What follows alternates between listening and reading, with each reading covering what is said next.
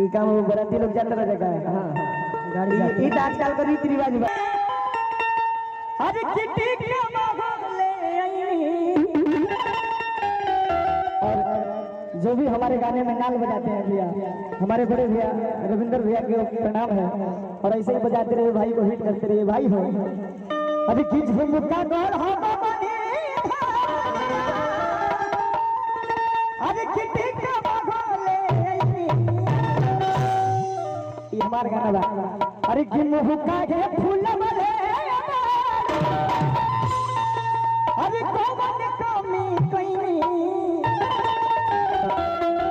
लड़की कह दिया कि हमारे घूंघट उठाई आ चिन्ह कुछ लेके आई कि देखिया छोटे हमारे हिल कोरा पलम मुके कोरा सुतई अरे मुके कोरा सुतई। ये गाना के देख के सुन ले पता नहीं तनी हाथ उठा दे भाई सब लोग। मुक्का गोल हम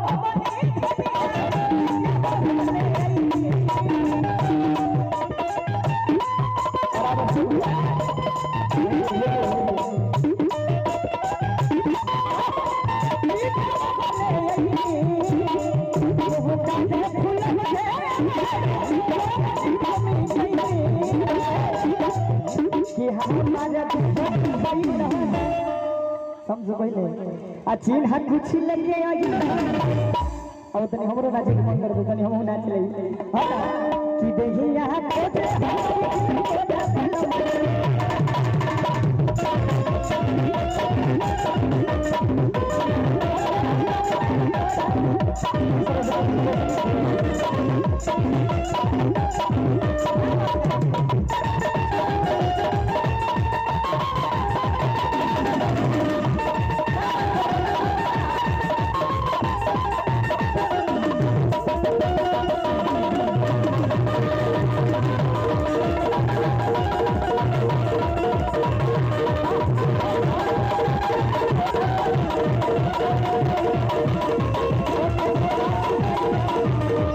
और कहेंगे भैया लड़का कहता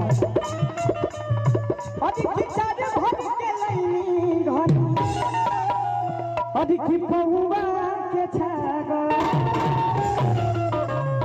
देख भैया पागल मत हो जाइए अभी की कहवा